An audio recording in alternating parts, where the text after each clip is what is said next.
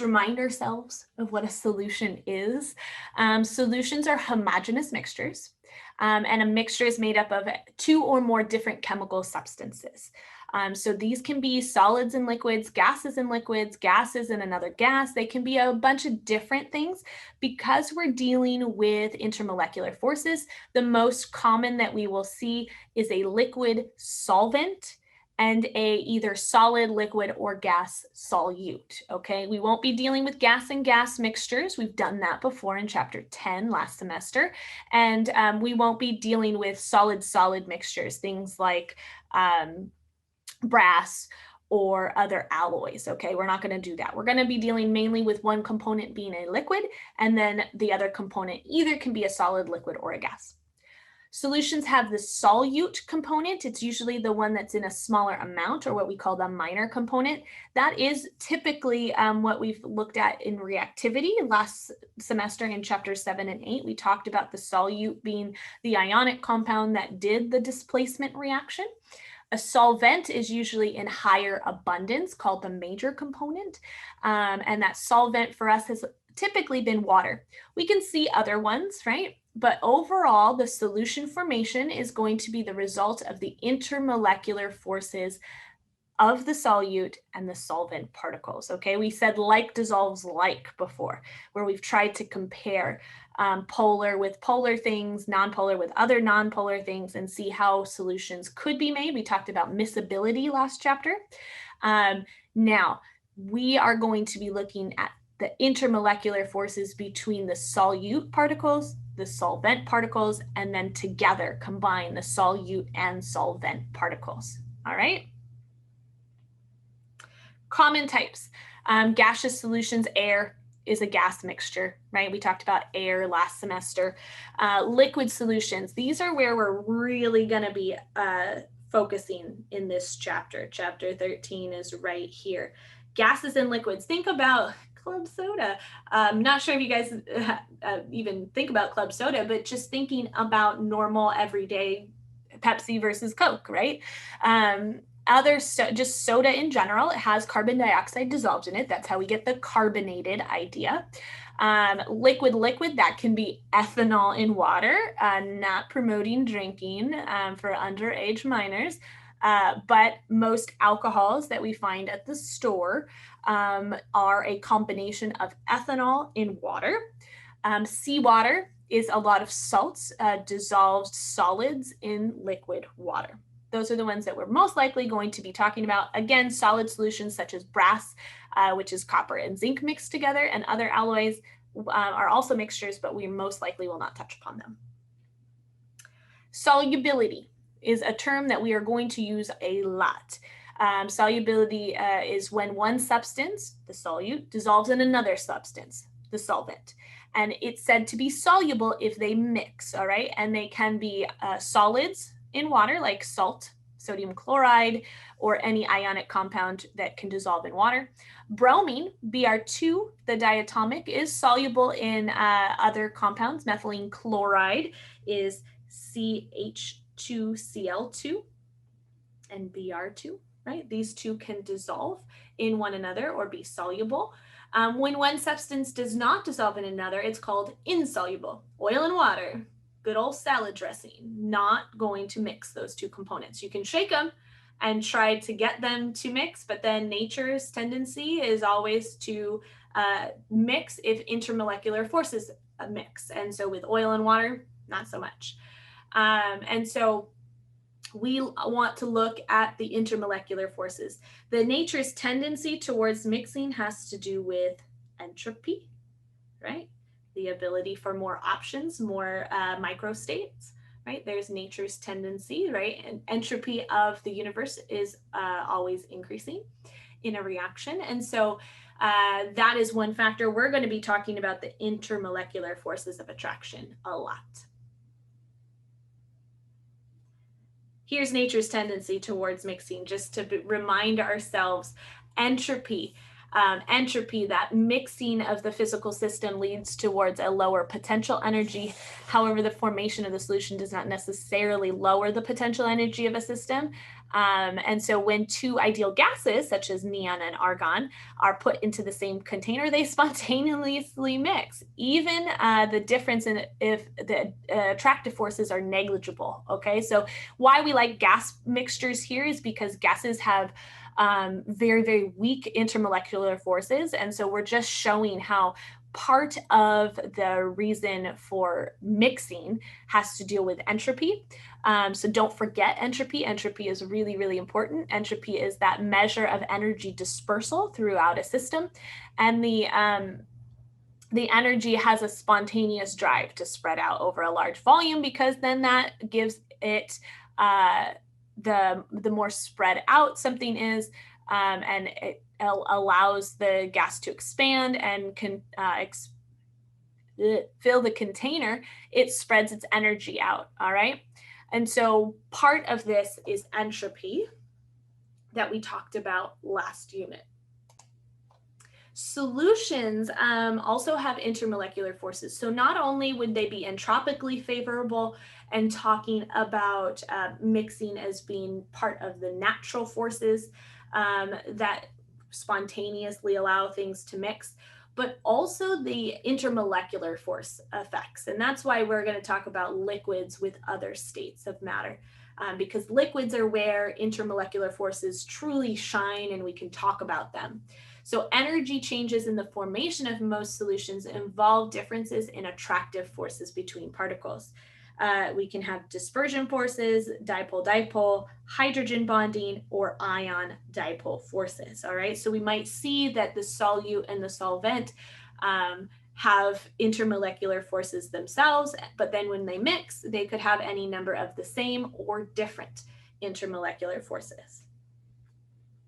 For the solvent and the solute to mix, you must overcome all of the solute attractive forces and some of the solvent attractive forces. Why this is only some is because typically there's a lot more solvent in the solution, right? It's the major component. And so those ideas are, well, you need to spread out the solvent a little bit, but there shouldn't be that many solute particles to intermingle. All right, the solute will be more spread out from its other solute particles than the solvent would. Both of these processes are exothermic or endothermic, where we're expanding and pulling apart the molecules. And so we have to overcome the intermolecular forces. And so that would be endothermic for the delta H. At least some of the energy to do this comes from making new interactions. If the solute and the solvent have like interactions, like dissolves like, right? That is an exothermic process. Energy would be released when we think about those new intermolecular forces. And so it's this balance that we have to analyze in order to truly understand if something mixes.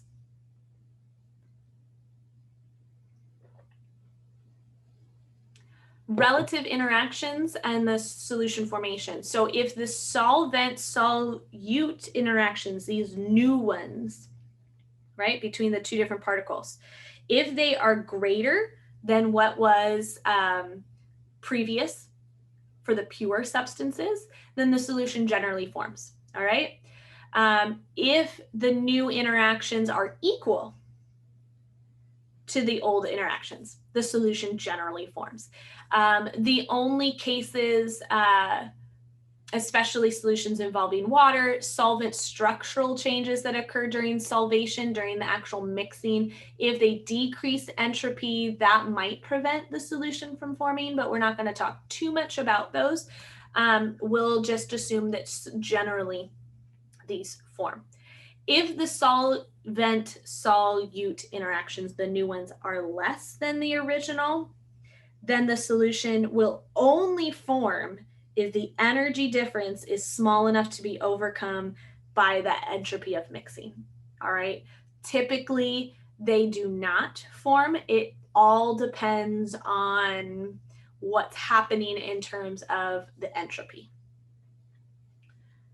So solubility is going to be an actual measured value, okay? It's the maximum amount of solute that can be dissolved in a given amount of solvent.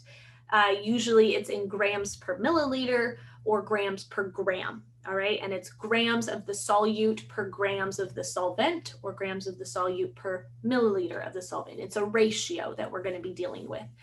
There's usually a limit to the amount of solubility that one substance has in another. Gases are always soluble in other gases. That's not what we're talking about. We're talking about liquids as the solvent, okay? Two liquids are mutually soluble. They're said to be miscible. So alcohol is miscible in water. Oil and water are immiscible, all right? We've used those terms before. We're just reminding ourselves of those ones. The solubility of one substance will vary based off of temperature and pressure as well. So like dissolves like. Will it dissolve? If a chemical will dissolve in a solvent if it has a similar structure to that of the solvent. Compatible intermolecular forces, okay?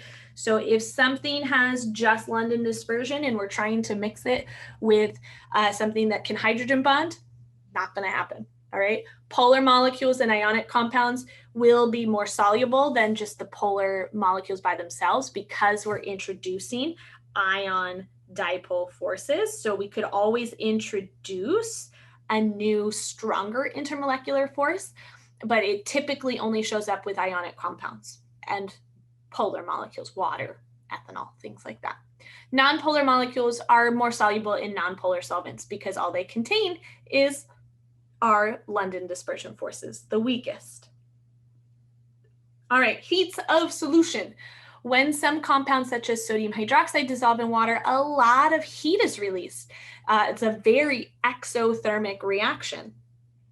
When other compounds such as ammonium nitrate get dissolved in water, it gets really, really cold, okay? Heats of solution is talking about when we take an ionic compound, such as NaOH, solid, and it becomes NaOH, aqueous. What is the delta H? Is it exothermic or endothermic? Why is one salt, sodium hydroxide, exothermic where ammonium nitrate is endothermic? Why? It's because there's a couple of energetics that we need to talk about. There's a couple of processes. To make a solution, you need to do the following things. You need to overcome all of the interactions between the solute particles. You got to spread out those solute particles, especially if it's a solid. Solids are very tightly packed, right? And so we can think about these tightly packed solid particles, and we want them to be more spread out so that the actual solution can form, right? We're taking and we're adding energy, endothermic, to the solute to get them to spread out. We also have to overcome some of the solvent molecule interactions, right? H2O is already hydrogen bonding with itself. Boop, boop, boop, boop, boop, boop. And so therefore, we need to be able to overcome a little bit, again, to spread out those water particles. Not a lot, but a little bit, all right?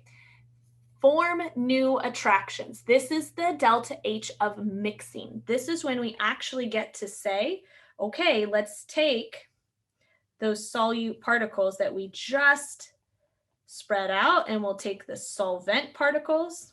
I'll color my solute now. And let's mix them and see what happens.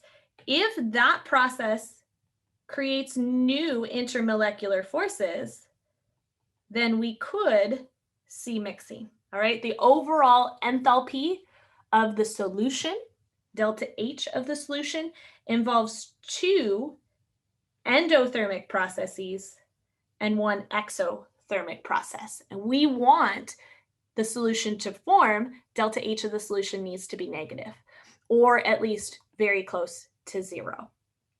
Particulate diagrams are in your textbook, right? I like these a lot. And I think they're really helpful to visualize those three steps. Delta H of the solute, always positive. Delta H of the solvent, always positive. Delta H of mixing, typically negative. if things mix, okay? So it's the balance between all of these things that we want to be able to have. In order to make a solution, typically the delta H of solution net overall should be an exothermic process, right? And so we can think, yes, we'll start here with this lovely energy diagram. We'll increase, I'll change my color. We'll increase the energy to get the solute to expand. We'll increase the energy to get the solvent to expand. But then once we put them together and we get the mixing, we should have a very, very exothermic delta H of mixing in order for the reaction to be exothermic. That would be a diagram to support why sodium hydroxide dissolved in water is an exothermic process. For the ammonium nitrate, we can see the same thing. Increase the energy for separating our solute, increase the energy to separate our solvent. But unfortunately, the delta H of mixing is not as exothermic as the other two are endothermic. Yes, this overall net process for delta H is an endothermic process. The only reason why this reaction probably still occurs and the endothermic reaction happens is, again, remember last unit, spontaneity could occur if the entropy of the solution is increasing, and which it is. We're mixing things, we're getting more options, more microstates, we're getting more disorder, if you will. Heats of hydration for aqueous solutions of ionic compounds. So ionic compounds dissolved in water, a solid solute, a liquid solvent. The energy added to overcome the attractions between the water molecules and the energy released in forming the attractions between water and the ions is a combined term called heat of hydration. Now, the attractive forces between the ions is the lattice energy, okay? So solids don't necessarily have intermolecular forces where we can talk about, oh, there's hydrogen bonding or there's ion dipole forces. They're actual ion-ion interactions, right? Those attractive forces is what we used last semester in lattice energy. When ions form together, when we take a cation and an anion and we bring them together and smush them together to form an ionic bond, there is a release of energy. And that release of energy is very, very exothermic. We'll call it exothermic so that we're not getting our pluses and minuses mixed up. Energy is released, and that was called lattice energy. Now, if we want to go backwards, if we want to separate those ions, that is the delta H of the solute.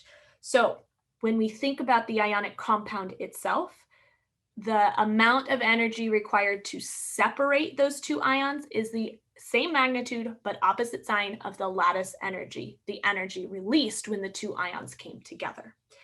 The attractive forces in water are the hydrogen bonding. So when we think about the delta H of the solvent, we can think about overcoming hydrogen bonding.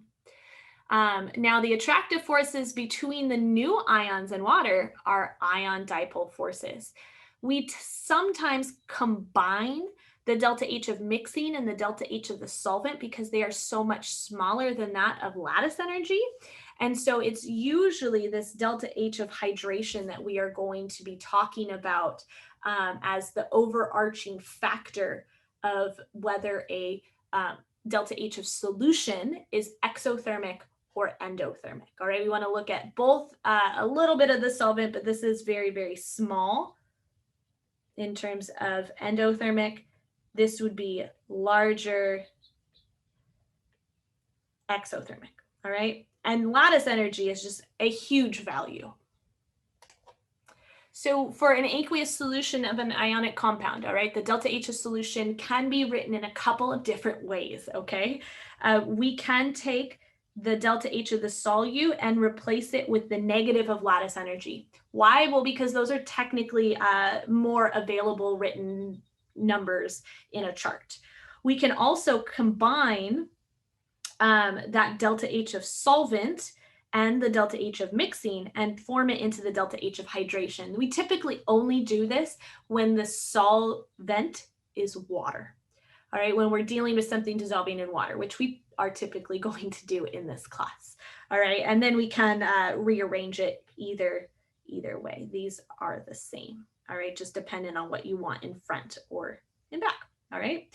And so when we're looking at that overall change, we can decide whether the overall reaction is exothermic or endothermic. Think about Hess's law with these two. There are two steps, right? We have to think about separating the ions, the opposite of lattice energy, and we also think about hydration, separating water a little bit and mixing the new ions together. Those two steps added up equals the overall delta H of solution. Ion dipole interactions are very common to bring up when we talk about ionic compounds with polar solvents, okay? When ions dissolve in water, they're becoming hydrated.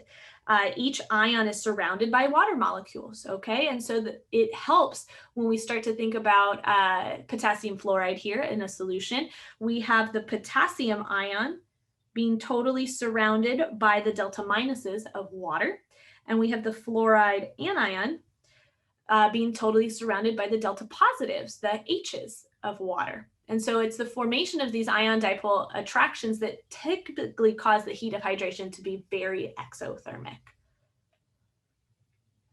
Again, we do have a solution equilibrium that can form after some of the solute is dissolved. The solute particles can start to recombine to form solute molecules, okay? So we can see that there is dissolution and recrystallization happening at the exact same time. And that's when we can start to think about equilibrium arrows, okay? That there will be a time when these two processes are equal, when the solubility has been met and no more solid can be dissolved. That's what we would call a saturated solution, all right? That's going to be the dynamic equilibrium that is reached. Solubility limit is another way to describe it. And so when we're thinking about that solubility limit, a solution has the solute and solvent dynamic equilibrium when it is saturated. If you add more of the solid solute, it won't dissolve. It'll just sit in the bottom of the container, right? A solution has less solute than saturation, then it's called unsaturated. If a solution has more solute, if you see that you can heat up the solution and you can get it to take more of the solid than what was originally saturated, it's called super saturated.